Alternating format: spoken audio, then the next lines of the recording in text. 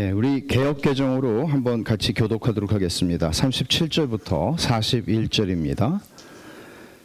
37절 제가 읽습니다. 그들이 이 말을 듣고 마음에 찔려 베드로와 다른 사도들에게 물어 이르되 형제들아 우리가 어찌할꼬 하거늘 베드로가 이르되 너희가 회개하여 각각 예수 그리스도의 이름으로 세례를 받고 죄사함을 받으라. 그리하면 성령의 선물을 받으리니 이 약속은 너희와 너희 자녀와 모든 먼데 사람 곧 우리 주 우리 하나님이 얼마든지 부르시는 자들에게 하신 것이라 하고 또 여러 말로 확증하며 권하여 이르되 너희가 이 패역한 세대에서 구원을 받으라 하니 같이 봅니다. 그 말을 받은 사람들은 세례를 받음에 이날의 신도의 수가 3,000이나 더하더라. 아멘. 교회가 초자연적인 공동체다라고 하는 말은 교회는 초자연적인 그러니까 자연적인 요인들, 자연적인 요소들로는 설명이 되지 않는 것이 교회다 하는 것이고 보통 조직이나 사회의 어떤 단체에서 하는 것처럼 어떤 탁월한 리더가 뛰어난 리더십을 가지고 이끌어가서 그 조직을 번성케 한다 또는 성장하게 한다. 그렇게 교회는 설명될 수 없습니다. 그렇게 설명되는 것은 교회가 아닙니다. 교회가 만일 탁월한 리더의 경영 능력과 리더십에 의해서 교회가 성장한다면 그건 교회일 수 없습니다. 여러분 생각해 보세요. 갈릴리 사람들이 주로 구성원들이었는데 처음에 한 120명 모여서 기도하던 사람들이죠. 근데 이 사람들에 의해서 지금 오늘 우리가 41절에 보듯이 3,000명이 더해졌습니다.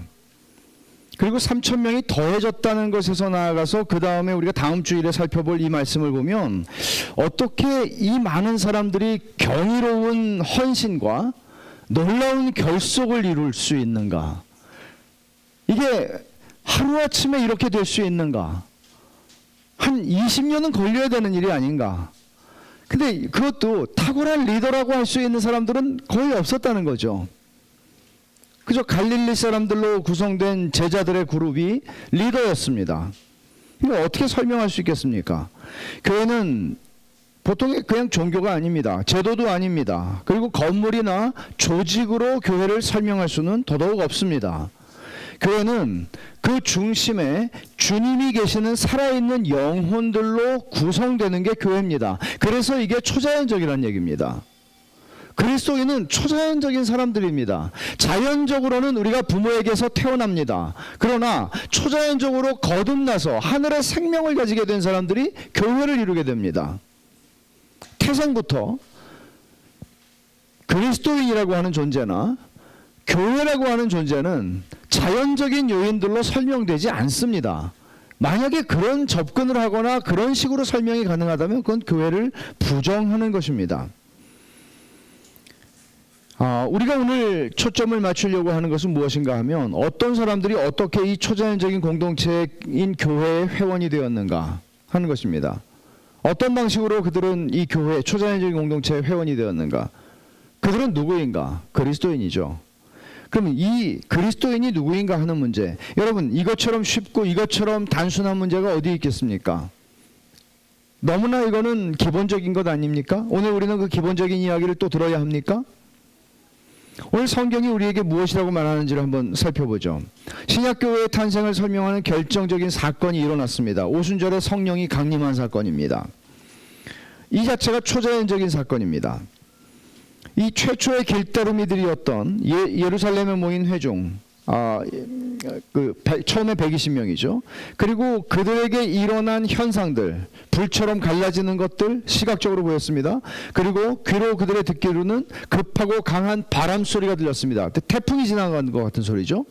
뿐만 아니라 예루살렘에 모인 그 디아스포라 유대인들 그리고 예루살렘 거주자들에게 들렸던 것은 찬송을 하는데 이 120명의 무리가 이 찬송이 자기들이 아라비아에서 온 사람은 아라비아 말로, 메소포타미아 사람 메소포타미아에서, 그리고 리비아에서 온 사람은 리비아 말로, 자기들이 시장에서 듣던 말로 하나님을 찬송하는 소리를 그들이 들었다는 거죠. 이 말이 안 되는 얘기죠. 여기 예루살렘인데요. 예루살렘에서 어떻게 그 자기들이 시장에서 듣던 말을 듣습니까? 이걸 설명할 필요가 있었습니다.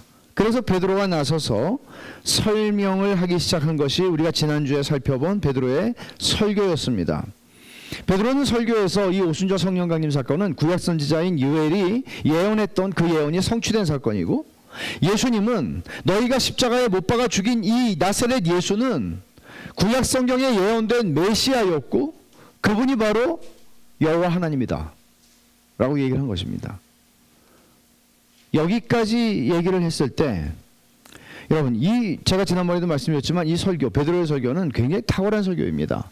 복음을 이렇게 전할 수 없을 만큼, 더 이상 잘 전할 수 없을 만큼 복음을 기가 막히게 전한 그리스도 중심적인 설교의 모범입니다. 이 베드로의 설교에는 모호한 구석이라고는 찾아볼 수가 없는 명쾌한 설교였고, 특별히 이것은 청중들의 마음을 배려하지 않는 설교였습니다. 청중들의 마음을 상하지 않게 하기 위해서, 청중들의 마음을 기분 나쁘게 하지 않기 위해서, 청중들이 혹시라도 마음이 상할까봐 사람들에게 죄에 대한 이야기를 우회적으로 돌려서 이야기하거나 그렇게 말하지 않았습니다. 그는 너희가 못 박아 죽인 이 예수를 하나님이 주와 그리스도가 되게 하였다고 그는 얘기합니다. 너희가 못 박아 죽인 이 예수를, 그들의 죄를 직접적으로 건드렸습니다. 이 설교는 굉장히 많은 사람들이 들었을 겁니다. 그 중에 3,000명이 예수를 믿었으니까. 청중들에게 이 설교는 그들의 귀를 울렸고 마음을 찔렀습니다. 그 마음을 찔렀다는 것이 37절에 이렇게 표현되죠. 그들이 이 말을 듣고 마음에 찔려라고 얘기합니다. 여러분, 마음에 찔리는 것도 여러 종류가 있습니다. 스데반이 사도행전 7장 한번 가보세요. 54절입니다. 스데반이 베드로가 했던 설교보다 더 긴 설교를 했습니다. 7장에서. 이 설교를 인해서 스데반은 죽임을 당하게, 순교를 하게 되죠. 54절을 보시면 그들이 이 말을 듣고 마음에 찔려, 여기까지 똑같죠. 마음에 찔렸던 것은 베드로의 설교를 들은 사람 청중들이나 스데반의 설교를 들은 청중들이나 마음이 찔렸습니다. 그러나 헬라어는 달라요. 이 2장 37절에 말한 찔려하고 7장 54절에 말한 찔려하고는 헬라어는 전혀 달라요. 7장에서 얘기하는 거는 격분했다는 표현이에요. 그거는 누가 내 마음을 찔러 하고 그들이 분노했다는 얘기예요. 그러나 2장 37절의 찔려는 다윗이 하나님 앞에 회개하고 기도할 때 맥체인으로 그저께 읽은 말씀이에요. 시편 51편에서 그는 이렇게 말하죠. 하나님이 구하시는 제사는 상한 심령이라, 하나님 저에게 상하고 통회하는 심령을 주십시오 라고 기도하죠. 바로 상하고 통회하는 심령의 상태가 바로 이 사람들이 설교를 듣고 느꼈던 것입니다. 그들은 마음에 찔렸습니다. 말하자면 베드로의 설교는 베드로의 설교를 들은 사람들의 반응은 먼저 마음에 찔렸고 그 다음에 형제들아 우리가 어찌할꼬 라고 부르짖었습니다. 탄식을 했습니다. 설교는 이런 겁니다. 설교는 이런 겁니다. 설교는 단순한 강연이 아닙니다. 설교는 그룹 성경 공부도 아닙니다. 설교라고 하는 미련한 수단이죠. 여러분 생각해 보세요. 요즘에 얼마나 많은, 지난 1세기로부터 21세기까지 오는 2000년이 지나는 동안 얼마나 많은 매체들, 얼마나 많은 그 미디어들, 그 커뮤니케이션 할 수 있는 수단들이 생겼습니까? 근데 우리는 여전히 바울이 했던 그 방식, 베드로가 했던 그 방식을 지금도 교회들은 21세기에도 쓰고 있지 않습니까? 1세기에도 심지어 설교는 미련한 것으로 여김을 받았습니다. 어떻게 저런 식으로 사람들을 변화시킬 수 있는가? 우리는 동일하게 하나님의 말씀에 근거해서 설교하는 설교자들로 부름을 받는 모든 목사들을 통해서 하나님은 당신의 백성들을 불러내시고 그들을 기르십니다. 먹이십니다. 설교는 하나님께서 지금도 여전히 사용하시는 초자연적인 수단입니다. 제 이야기를 좀 하고 싶은데, 저는 중학교 때 친구가 다니는 세문안교회에 가서 부흥회에 참석했던 적이 있습니다. 그 설교를 잊을 수 없습니다. 저는 그 설교를 들으면서 하나님이 저를 어떤 사랑으로 사랑하셨는지 뿌리칠 수 없고 끊어낼 수 없는 집요하고 강렬한 사랑으로 저를 사랑하신다는 것을 너무나 깊이 경험을 했습니다. 그리고 저도 말했죠. 이들과 똑같은 표현을 하지는 않았을지 모르겠지만 주님 어떡하죠? 주님은 저를 그렇게 사랑하시는데 저는 도망가려고만 했으니 저는 어떻게 해야 되죠? 탄식을 했습니다. 대학에 입학하던 해에 마틴 로이드 존스의 설교를 읽기 시작하면서 깜짝 놀랐습니다. 이게 설교야? 그럼 내가 지금까지 들은 설교는 뭐지? 설교가 이런 것이었어? 설교가 이럴 수가 있나? 그 설교를 81년부터 읽기 시작해서 지금까지도 읽고 있습니다. 지난주에도 그의 설교를 한 4개는 읽은 것 같습니다. 그 말씀으로 하나님은 저를 빚으셨습니다. 설교가 이런 것인가?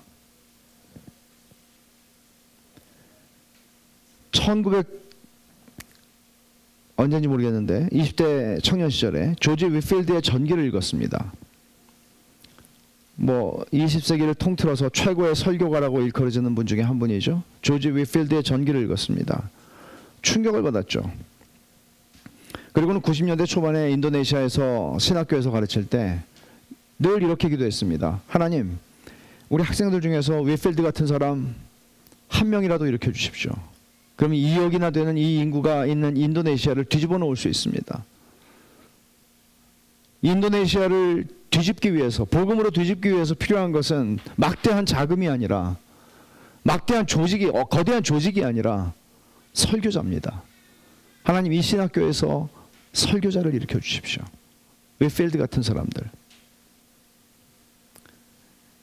저는 설교를 믿습니다. 하나님이 설교를 통해서 죄인을 거듭나게 하시고, 설교를 통해서 자기 백성을 먹이시고, 설교를 통해서 자기 백성을 거룩하게 변화시킨다는 사실을 저는 믿어 의심치 않습니다. 목사로서 제가 하는 일들의 필요가 다 중요하지만, 지금 제가 강단에서 말씀을 전하는 이 일을 위해서 제가 하나님의 부름을 받았다는 사실을 저는 잊지 않으려고 노력합니다. 오늘 본문은 설교자인 제 눈에 눈물이 터지게 하는 본문입니다. 너무나 속이 상하기 때문입니다. 우리는 오늘날 이런 설교를 듣지 못합니다. 우리는 설교를 듣는 회중 가운데 어찌할꼬 하는 탄식을 듣지 못합니다. 베드로의 설교를 들은 사람들은 한가하고 여유롭게 반응하지 않았습니다. 그들은 오늘 설교는 굉장히 좋은 깨달음을 주는 설교였어요 라고 말하지 않았습니다. 그들은 하나님을 만났습니다. 그들은 하나님을 봤습니다. 그들은 하나님의 음성을 들었습니다.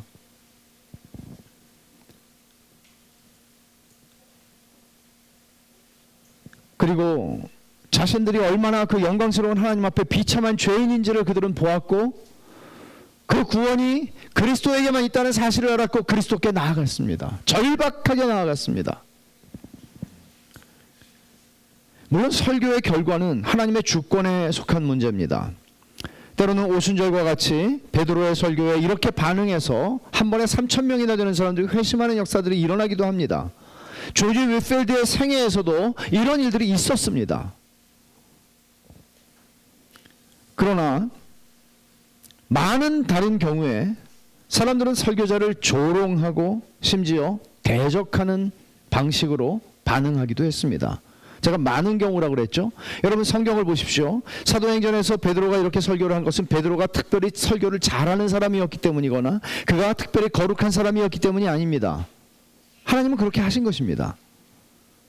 여러분 예레미야는 어떻습니까? 예레미야는 설교를 굉장히 못하는 사람이었을까요? 에스겔은 어떻습니까? 에스겔이 설교를 못했기 때문에 사람들은 에스겔에게 너 노래 잘하니까 노래 한번 불러봐 그랬을까요? 너 설교 잘하잖아. 설교 한번 해봐. 그게 에스겔의 청중들의 반응이었거든요. 이사야는 너무나 설교를 못해서 톱으로 잘려서 죽는 그런 순교를 해야 했을까요? 예수님은 얼마나 설교를 잘하셨겠습니까? 그런데 예수님이 설교를 마치자, 처음 나사렛 회당에서 설교를 마치자 사람들은 예수님을 절병 낭떠러지로 데리고 가서 죽이려고 했습니다. 스데반의 설교는 어떻습니까? 설교를 못해서 그는 돌에 맞아 죽었습니까? 그렇지 않습니다. 말하자면 설교라고 하는 이 하나님의 말씀은 어떤 사람들에게는 인생을 변화시키는 회심의 역사들을 일으키고 하나님을 만나게 하며 하나님을 보게 합니다. 그러나 어떤 사람들에게는 이를 갈았습니다. 우리가 7장에서 본 것처럼 그들은 마음이 찔려서 이를 갈았습니다. 그리고는 돌을 들어 스데반을 죽였죠. 이것은 바울이 고린도 후서에서 얘기한 것처럼 어떤 이들에게는 생명에서 생명에 이르는 냄새요, 어떤 이들에게는 죽음에서 죽음에 이르게 하는 냄새라고 얘기를 한 그 복음입니다.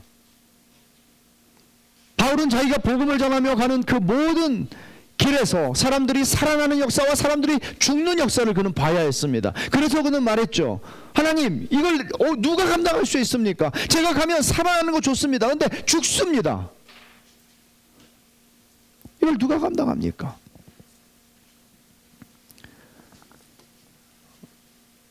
제가 슬퍼하는 것은 무엇인가 하면 이 반응도 저 반응도 나타나지 않는 것입니다. 사람들은 어찌할꼬 하며 회개하지 않습니다. 사람들은 조롱하거나 대적하지도 않습니다. 설교를 들었지만 아무 일도 일어나지 않습니다. 비싼 영화표를 주고 극장에 들어가서 영화를 보고 너무 재밌어서 끝나고 나와서 헤어지기 힘들어서 같이 앉아서 커피라도 마시면서 영화에 대한 이야기를 풀어가는 그런 일도 일어나지 않습니다. 무엇을 들었는지 아무것도 생각나지 않습니다. 설교를 듣기 전과 들은 후가 어떤 변화도 없습니다. 시간을 버린 거죠. 시간을 버린 거죠.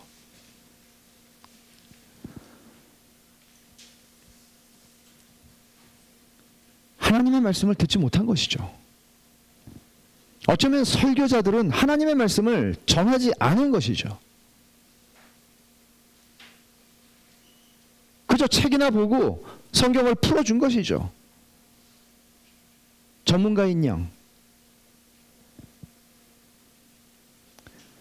저는 오늘 이 본문을 우리가 살펴볼 때 이런 영광스러운 은혜의 역사가 설교를 통해서 일어난다는 사실을 우리는 봅니다. 그렇다면 우리가 그런 은혜의 역사가 일어나기를 바라는 것은 너무나 당연한 것이 아닙니까? 그리고 하나님께서 그런 마음을 우리에게 주셔야 하지 않습니까? 하나님, 우리가 예배를 드릴 때 1907년에 평양 장대현 교회에서 일어났던 것과 같은, 혹은 19세기의 웨일즈와 스코틀랜드에서 일어났던, 또는 뉴욕에서 일어났던, 또는 20세기 초반에 산동반도에서 일어났던 그런 부흥의 역사가 하나님의 말씀이 선포되는 그 자리에서 그런 부흥의 역사, 이게 부흥의 역사거든요. 싱클레어 포거슨 이런 얘기를 합니다. 이 사건은 오순절 성령 강림의 사건은 분명히 단회적이고 반복될 수 없는 사건이지만 이것은 신약 시대에 하나님께서 주실 부흥의 첫 번째 사건이었다. 부흥의 첫 번째 사건. 부흥은 뭔가 하면요, 부흥은 하나님께서 하나님에 대한 감각을 잃어버린 사람들에게 급격하게 찾아오셔서 하나님을 보여주시고 하나님을 알게 하시는, 그 자리에 있는 모든 사람들이 그 하나님 앞에 굴복하게 하는 역사입니다. 하나님의 말씀이 설교될 때 하나님은 그런 일들을 주시기를 기뻐하셨습니다. 형제들아, 우리가 어찌할 거라고 부르짖는 백성을 향해서 베드로는 뭐라고 대답합니까? 38절에 너희가 회개하여 각각 예수 그리스도의 이름으로 세례를 받고 죄사함을 받으라, 그리하면 성령의 선물을 받으리니 라고 대답합니다. 죄인의 구원이 이루어지는데 필요한 핵심적인 요소들을 여기서 몇 가지를 나열하고 있습니다. 구체적으로 말하면 두 가지 명령이 있고 두 가지 약속이 있습니다. 두 가지 명령은 뭐죠? 회개하여 예수의 이름으로 세례를 받으라는 것입니다. 두 가지 약속은 뭡니까? 죄사함을 받는 것이고 성령의 선물을 받는 것입니다. 그러나 이 구절을 어떤 사람들은 마치 개인 구원의 단계를 설명하거나 개인 구원의 어떤 필수 요소들을 설명하고 있다고 이해를 하는데 그런 것은 아닙니다. 가령 죄사함이라고 하는 것, 여기 다시 한번 보세요. 38절에 너희가 회개하여 각각 예수 그리스도의 이름으로 세례를 받고 죄사함을 받으라. 세례를 구원의 조건이라고 여기는 사람들은 이 말씀을 보라고 얘기합니다. 세례를 받고 죄사함을 받으라고 그랬으니까 세례를 받아야 죄사함을 받는다고 얘기합니다. 그러나 이 구절은 베드로가 우리가 한 사람이 구원을 받는 데 있어서 일어나는 순서를 말하고 있지 않습니다. 단계를 말하고 있지 않습니다. 죄사함이라고 하는 것은 세례의 결과로 주어지는 것이 아니라 세례에 선행하는 것입니다. 회개하는 사람들에게 주어지는 것이기 때문입니다. 그리고 세례는 죄사함을 받았다고 하는 것을 공적으로 인치는 도장과 같은 것입니다. 베드로의 설교를 들은 백성이 우리가 어찌할꼬 라고 말하죠. 이 말은 그들이 자기들의 죄를 깨달았다는 뜻입니다.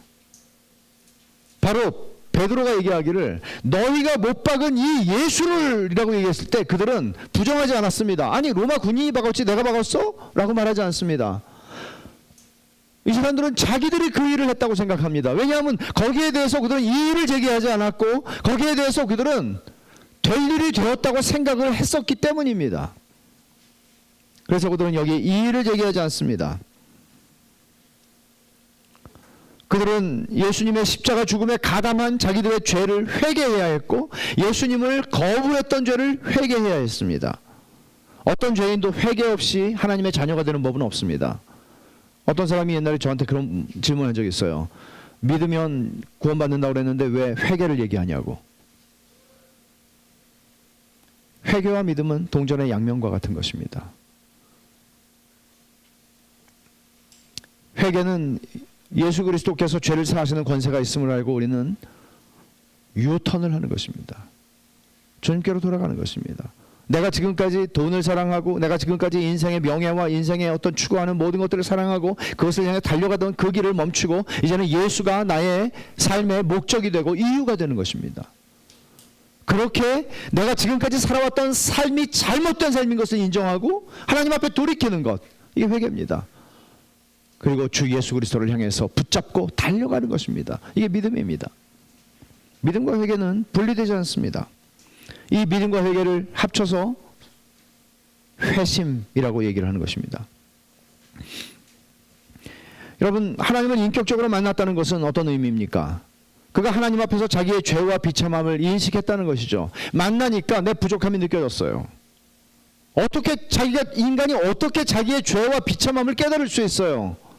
여러분, 이런 거 있죠. 잘 달려가고 있는데 경찰차가 갑자기 사이렌을 켜고 따라와요. 가만히 생각해보니까 우리나라 경찰은 항상 켜고 다니는 것 같긴 해요. 미국 경찰은 잡을 때만 켜는데 키면 가슴이 뛰죠. 애플워치가 알려줍니다. 문제 있냐고. 전화 걸어야 되냐고. 911 전화 걸어야 옵니다. 무섭죠? 왜? 경찰이니까.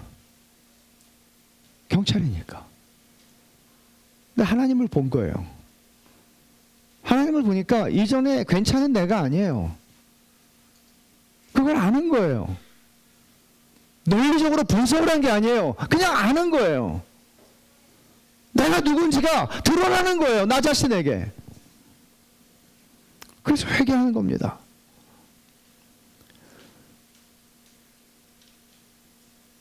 여러분에게는 그런 일이 일어난 적이 있나요? 여러분에게는 그런 일이 일어난 적이 있습니까? 하나님을 만난 적이 있냐고요? 하나님을 만났더니 내가 누군지를 새롭게 알게 된 적이 있냐고요?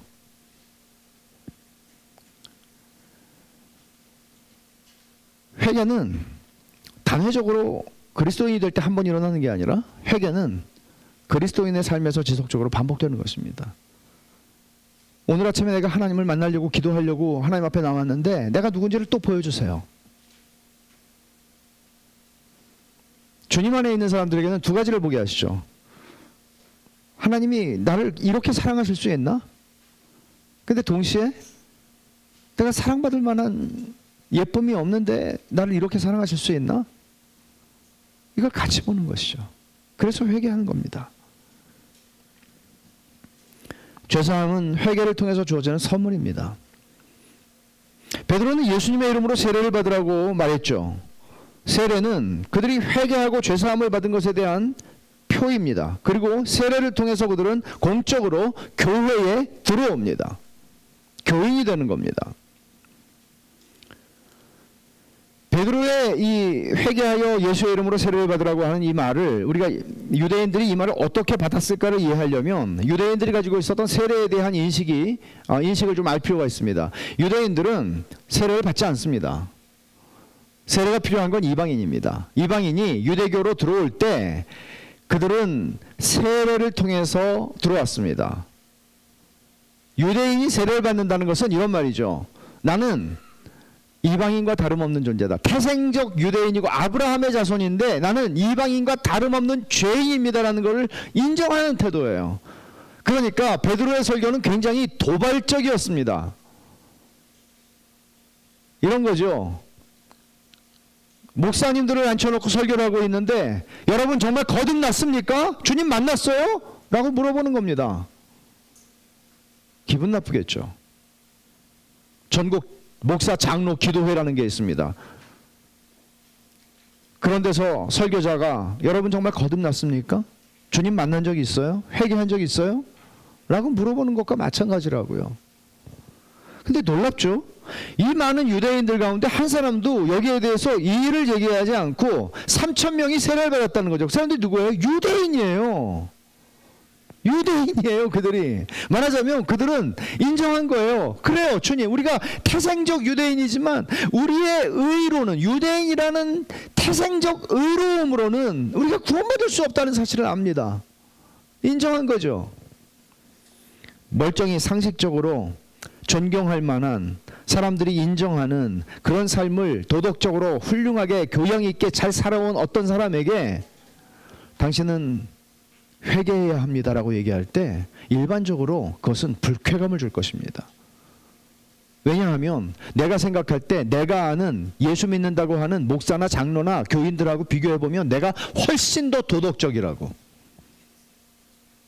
생각나는 분들이 있어요. 그런 말을 하면서 나는 믿지 않는다고, 믿을 필요가 없다고, 나는 니네 평균보다 나는 훨씬 더 우월한 도덕적 삶을 살고 있다고. 자기 믿는 형이 장로인데 사업하면서 속이는 거 자기 다 안다고, 나는 안 속인다고. 최소한 그런 말 해요.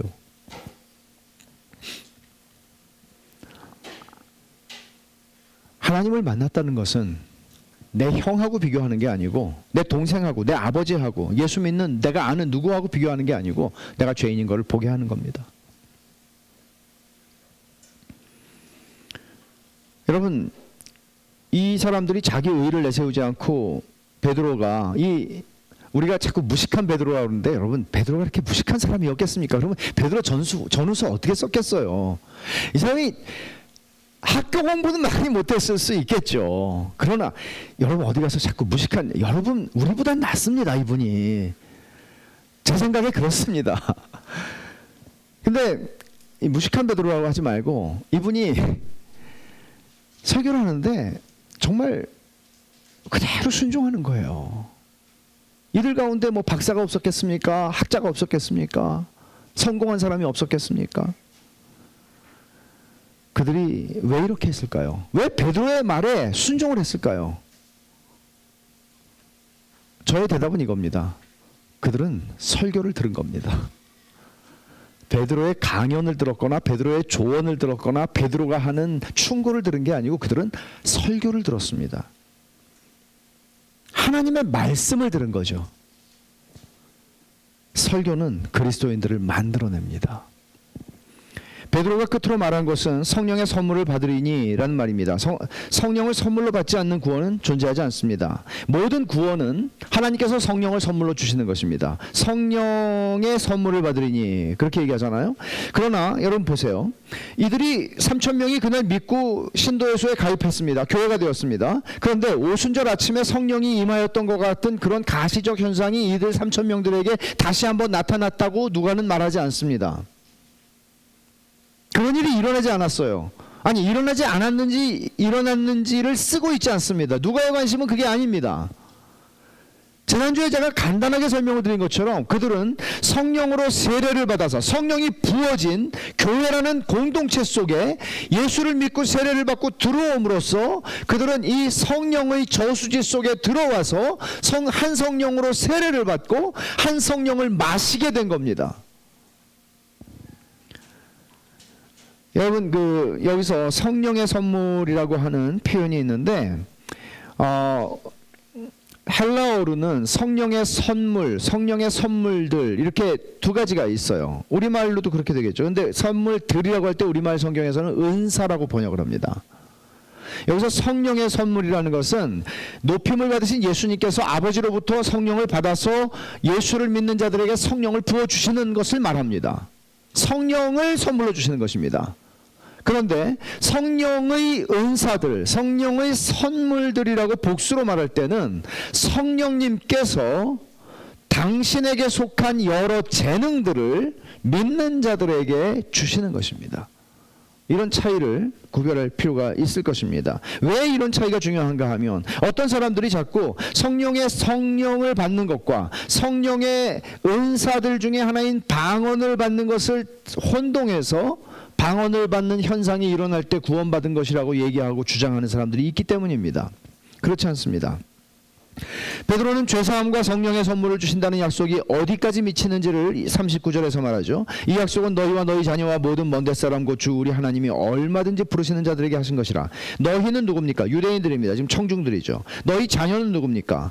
이들의 어린 자녀들이 아니라 종종 이 말씀이 이제 유아 세례를 주장하는 말씀으로 이해를 하지만 사실 여기서 얘기하는 거는 여기 보세요. 39절에 이 약속은 너희와 너희 자녀와 모든 먼 데사람 할 때 너희들의 지금 자녀들만을 얘기하는 것이 아니라 사실은 너희들의 후손들을 얘기하는 것입니다. 그리고 그 다음에 모든 먼 데사람이라는 건 이방인을 가리키는 아주 전형적인 표현이에요. 먼 데사람.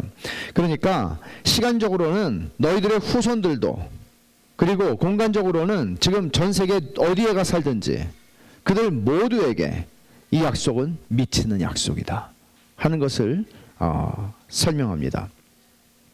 그리고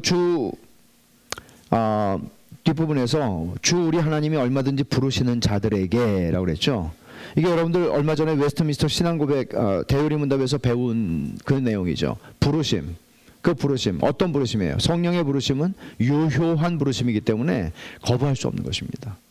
우리는 복음을 전하지만 그리고 저도 설교를 하지만 설교를 통해서 성령이 부르실 때 성령이 그에게 말씀하실 때 그것은 거부할 수 없는 하나님의 은혜로 사람을 구원하는 힘이 있는 겁니다. 그 일이 일어난 겁니다. 베드로의 설교는 사실 이렇게 보면 36절에서 끝나지 않았어요. 왜냐하면 40절에 보면 이렇게 말하죠. 또 여러 말로 확증하며 권하여 이르되 너희가 이 패역한 세대에서 구원을 받으라. 그러니까 사실 베드로의 설교는 어떤 면에서 보면 사람들의 외침 때문에 갑자기 터져나오는 그 탄식 어린 외침 때문에 끊어진 거죠. 우리가 어찌할꼬 터져나온 겁니다. 그리고 베드로는 아마 계속 더 많은 이야기들을 했을 것입니다. 이게 설교입니다. 실제로 어떤 일이 일어났습니까? 41절에 그 말을 받은 사람들은 세례를 받음에 이날에 신도의 수가 3,000이나 더하더라. 세상에 유례가 없는 교회 성장이죠. 120명이 3,120명이 된 겁니다. 예수님을 따라다니던 3년 동안 그들은 본 적이 없는 일이었습니다. 예수님도 물론 오병이어로 5,000명을 먹이신 적은 있습니다.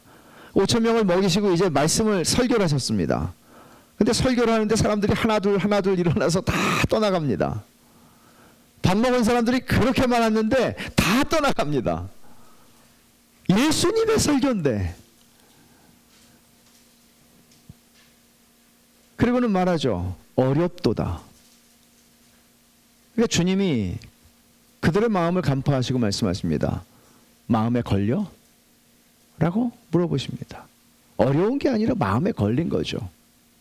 기분이 상한 거죠. 그들이 원하는 건 떡이었죠. 그들이 원하는 건 건강이고, 그들이 원하는 거는 부자 되는 것이고, 그들이 원하는 거는 우리 인생에 좋은 일들만 가득하게 일어나는 일이었죠.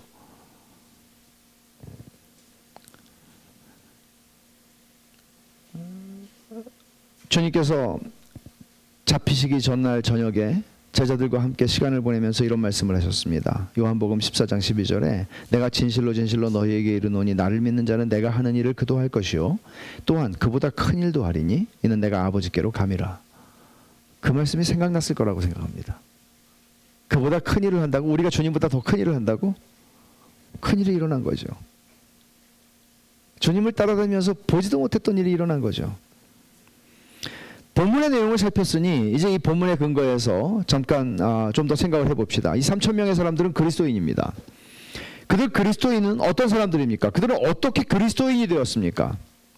그리스도인은 자기가 오늘 이 본문에 의해서 생각하면 자기가 그리스도인이 되기 위해서 어떤 교리를, 기독교 교리를 믿기로 결정한 사람이 아닙니다. 이 사람들 그렇게 설명할 수 없는 사람들입니다. 그리스도인이 되기 위해서 그들이 뭔가를 하면 그리스도인이 될 수 있다고 생각해서 그 일을 하기로 결정한 사람들이 아니었습니다. 이 사람들은 이 모든 것 이전에 물론 회개하고 세례받으라고 해서 그렇게 했어요. 그러나 그들은 회개하고 세례를 받으면 내가 그리스도인이 될 수 있지라는 논리적인 생각을 해서 나 회개하고 세례를 받고 그리스도인이 될 거야 라고 결정하지 않았다는 얘기예요. 이렇게 설명할 수 있습니다. 그들이 그리스도인이 된 것은 그들이 한 어떤 일 때문이 아니라 그들에게 일어난 어떤 일 때문이었습니다. 그들에게 어떤 일이, 설명하기는 어렵지만 어떤 일이 일어난 겁니다. 설교를 들을 때 그들이 설교를 듣고 있었던 것밖에 없는데 그때 하나님이 그들에게 찾아오신 겁니다. 성령께서 죄에 대해서 책망하시기 위하여 그 설교를 통해서 그들의 심령을 찌르신 겁니다. 그런 일이 일어난 겁니다. 그들에게. 기독교는 사람이 의도적으로 의식적으로 행하는 무엇이 아닙니다. 기독교는 어떤 사람에게 일어나는 어떤 일입니다. 발생하는 어떤 일입니다. 성령께서 알지도 못하는 우리에게 찾아오셔서 우리를 죽은 자를 살리십니다. 그걸 중생, 거듭남이라고 말합니다. 중생하고 거듭난 자들이 하나님 앞에서 자신을 보고 회개합니다. 회심입니다. 성령이 그를 부르시는 일이 일어났던 것입니다. 설교를 들은 청중들에게 어떤 일이 일어난 것이죠. 그래서 그들은 우리가 어찌할 거라고 반응한 겁니다. 어떤 일이 일어났기 때문에 반응을 한 것이죠. 그렇게 성령님께서 예수 그리스도와 그분에 관한 모든 것이, 예수 그리스도와 관련된 모든 것이 그들 자신과 개인적으로 어떤 관계에 있는지를 깨닫게 하셨습니다. 이거죠. 내가 주님을 십자가에 못 박았구나. 이걸 깨닫게 하신 거예요. 중학교 1학년 때 제가 회심을 했을 때도 마찬가지였습니다. 어려서부터 귀가 따갑게 들어왔던 예수 그리스도의 십자가와 복음에 대한 이야기들, 그걸 깨달았습니다. 예수 그리스도와 그분에 관한 그분의 죽음과 그분의 부활과 그 사건이 저와 개인적으로 관계가 있는 사건이라는 것을 깨달았습니다. 어떤 일이 일어난 것이지 내가 그것을 깨닫기 위해서 공부한 게 아니라고요. 성령께서 제 안에 어떤 일을 일으키신 것이죠. 여러분들에게는 그런 일이 일어났나요? 아니면 그런 일 없이 그냥 여러분들은 교인이 되었습니까? 중립적인 구경꾼이나 객관적인 입장을 취하는 방관자가 될 수 없었습니다. 그들은 그렇게 한가할 수 없었습니다. 그들은 팔짱을 끼고 앉아서 설교를 들을 수 없었습니다.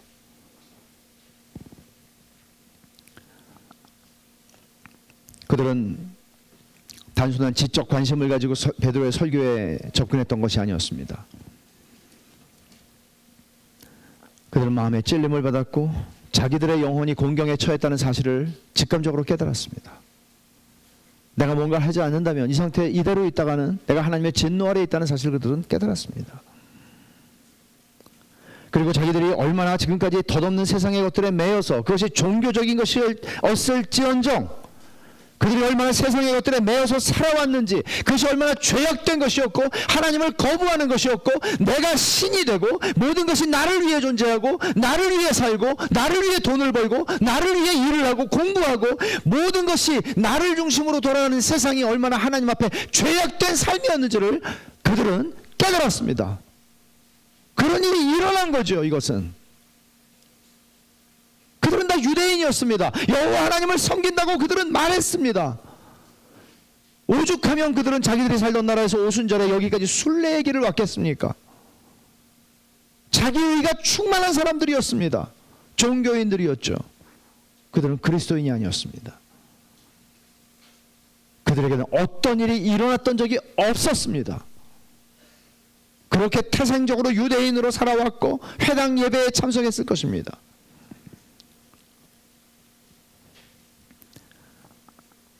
이 사람들의 회심은 감정적인 게 아니었습니다. 이것은 전인격적이었습니다. 그들은 무엇인가를 모르던 것을 알았습니다. 깨달았습니다. 그리고 마음이 찔렸습니다. 그리고 우리가 다음 주에 살펴보겠지만 그들의 삶은 변했습니다. 설명할 수 없을 만큼 변했습니다. 자기들의 재산을 팔아서 가지고 왔습니다. 왜? 궁핍한 형제들을 돕기 위해서. 말도 안 되는 얘기죠. 설명이 불가능합니다.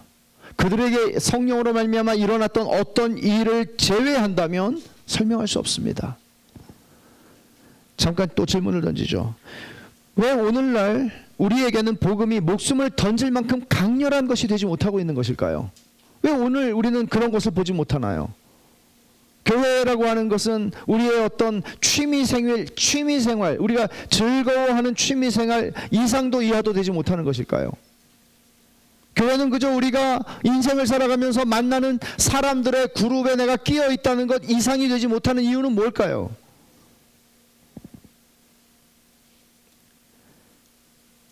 하나님과 복음과 기독교와 교회가 너무나 많은 신자라고 스스로 고백하는 사람들에 의해서 그들의 인생의 최우선순위가 되지 못하는 이유는 뭘까요?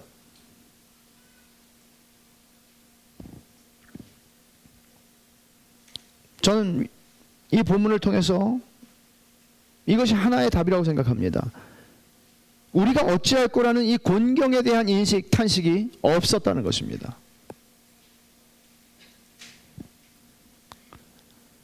거기서 출발해서 회심의 과정에서 죄사함과 성령의 선물을 받는 일을 제대로 겪지 않은 겁니다. 가만히 들어온 것입니다.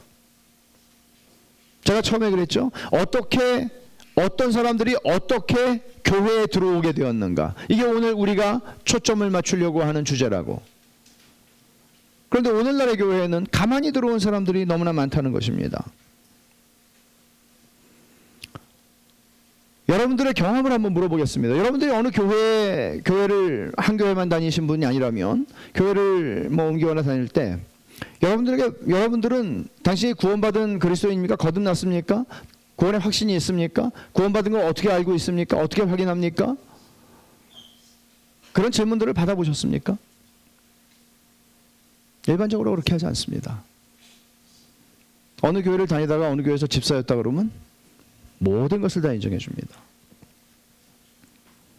우리는 37절부터 41절, 오늘 우리가 읽은 이 말씀을 건너뛰어서 42절부터 47절로 가지 못합니다. 왜 오늘날의 교회가 이렇게 피상적인 수준의 조직이라고 하기도 좀 어설픈 그냥 피상적인 모임 이상이 되지 못하는 까닭이 무엇인가? 초자연적인 일이 일어난 적이 없을지도 모릅니다. 어떤 사람들에게는. 저는 어떤 체험의 크기를 말하려고 하는 것 아닙니다. 오해하지 마십시오. 여러분들이 거듭났을 때 그 체험의 크기를 말하는 게 아닙니다. 그런 일이 과연 있었는가를 묻는 것입니다. 교회의 회원은 초자연적인 성령의 역사로 그리스도인이 된 사람들이죠. 초자연적인 사건이 일어난 사람들입니다. 그리고 그 사건이 일어난 뒤로는 그리스도보다 더 귀하고 더 고상하고 더 가치가 있는 것은 없다는 사실을 발견했습니다. 그래서 살아도 주를 위해 살고 죽어도 주를 위해 죽는다고 말합니다. 그리스도를 아는 것보다 더 고상한 게 없기 때문에 내가 소중히 여기는 것들을 배설물과 같이 여길 만큼 나는 그리스도가 나에게는 중요하다고 말하는 사람들입니다. 그것은 논리적인 귀결이 아니라 어떤 일이 일어났기 때문에 일어나는 결과입니다. 그리고는 자기 인생을 보는 눈이 바뀌죠. 주변의 사람들을 바라보는 시선이 바뀌죠. 세상을 보는 시각이 완전히 바뀝니다. 돈을 사랑하던 사람이 이제는 하나님과 사람을 사랑하기 시작합니다. 하나님과 사람을 위해 돈을 쓰기 시작합니다. 인생의 목적이 바뀐 것이죠. 그들의 전 존재를 흔들어 바꾸시는 일을 성령이 그들 안에 행하셨기 때문입니다. 교회가 우리 교인으로 들어올 때 제가 질문을 많이 하잖아요. 질문을 많이 하는데 이런 거예요. 교회가 초자연적인 공동체이기 때문에 우리가 가지고 있는 다른 요소들이 아니라 정말 초자연적인 일이 우리에게 일어난 적이 있었는가? 그거보다 더 중요한 게 어디 있습니까? 그거를 다루지 않는다면 우리는 교회의 초자연성을, 교인들이 들어올수록 초자연성을 훼손하는 게 되는 것입니다.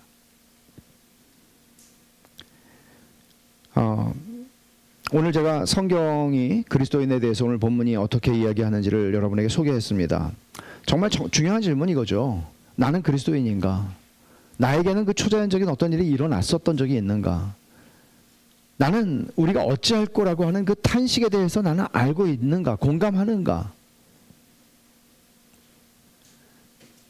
나는 세상의 덧없음에 매여 살아왔음을 깊이 후회하고 있는가? 그 삶이 얼마나 하나님 앞에 죄악된 것인지를 내가 깨달았는가? 그리고 그 죄악을, 내가 예수님을 무시하고 나를 추구하고 살아온 삶을 내가 하나님 앞에 그 죄악을 회개한 적이 있는가? 주님이 아니면 내가 영원한 지옥의 형벌 가운데 죽어 마땅한 존재라는 사실을 나는 아는가? 아무도 스스로 결심해서 그리스도인이 되지 않아요. 어떤 일이 일어나야 돼요. 그래서 내가 그리스도인이 되기로 결정하는 게 아니고요. 결신이 아니고요. 중생이 필요한 겁니다.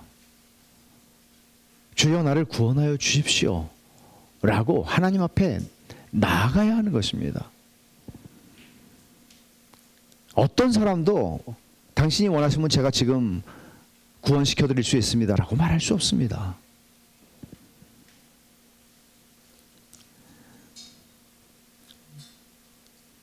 여러분의 이름이 교인 명부에 기록되어 있다는 것이 여러분이 그리스도인임을 증명해 주지 않습니다.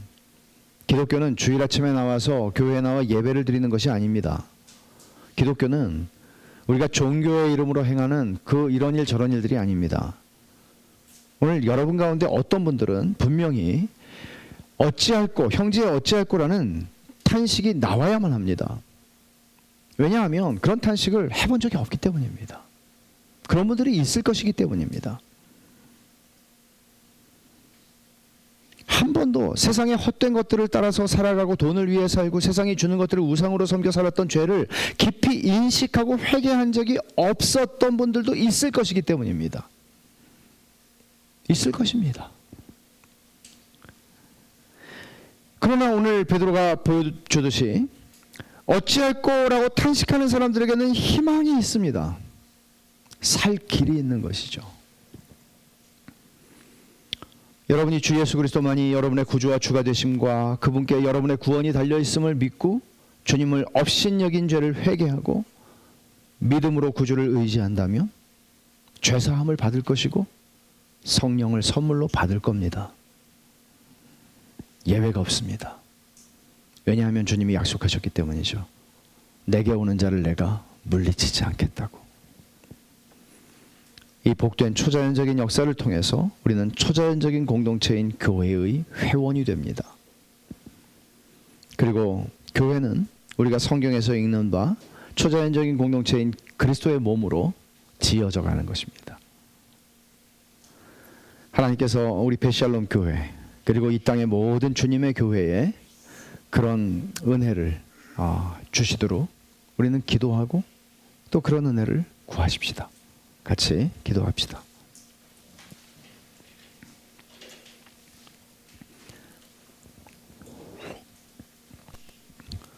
여러분,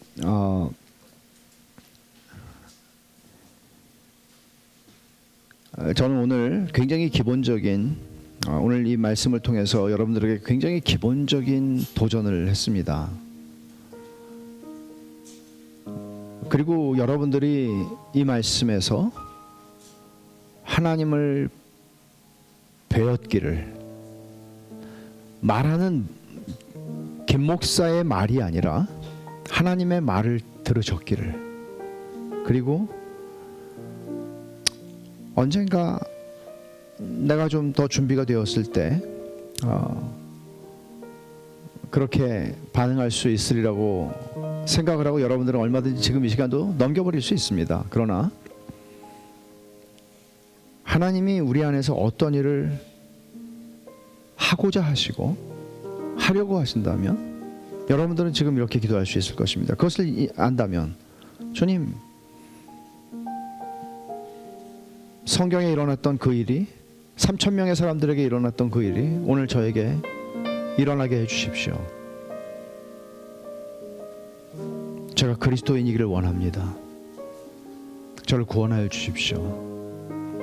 한 번도 여러분 가운데 이런 은혜를 구했던 적이 없고 이런 탄식이 있었던 적이 없었다면 그렇게 하나님 앞에 나아가시길 바랍니다. 그리고 그런 은혜를 받은 사람들은 자랑할 것이 무엇이 있습니까? 하나님의 은혜밖에 없습니다. 그리고 우리는 기도합니다. 주님, 이런 일들이 하나님의 교회에서 편만하게 일어나는 은혜의 날을 달라고 우리 한번 같이 기도하십시다. 같이 기도하겠습니다. 하나님 아버지, 감사합니다. 저희들에게 주께서 주시는 이 말씀이 베드로를 통해서 복음을 들려주셨던 것과 같이 하나님 아버지, 오늘 저희들에게도 이 말씀이 복음이기를 원하고, 아버지 하나님, 이 말씀을 통해서 저희가 하나님을 배웁기를 원하고, 이 말씀을 통해서 저희가 하나님을 만나기를 원합니다. 아버지 하나님, 저희가 하나님을 만났기 때문에만 반응할 수 있는, 만났기 때문에 알 수 있고 깨달을 수 있는 하나님, 저희 자신의 전 존재를, 저희의 실존을 보게 해주시고, 하나님 아버지, 하나님께서 우리 안에서 어떤 일을 이루시기를 원하시는 것을 저희에게 깨닫게 해주셨다면 하나님이여, 하나님에게 저희의 분들을 맡기고 나아갈 수 있기를 원합니다. 저희들에게 그 용기를 주시고 하나님 아버지, 탄식하며 하나님 앞에 나아가 아버지, 이 세상의 헛된 것에 우리의 목을 메고 살았던 이 모든 죄악을 용서받게 하시고 성령을 선물로 주시는 하나님 아버지, 우리의 새로운 삶, 하나님 우리에게 그리스도 안에서 주어진 하늘의 삶, 새 생명을 누리고 살아갈 수 있도록 하나님, 그런 역사가 하나님의 교회의 초자연적인 교회를 이루어갈 수 있도록 하나님의 이런 역사가 하나님 우리 베샬롬 교회와 이 땅의 모든 주님의 교회를 가운데 편만하게 드러날 수 있도록 역사하여 주시옵소서. 아버지 하나님, 감사합니다.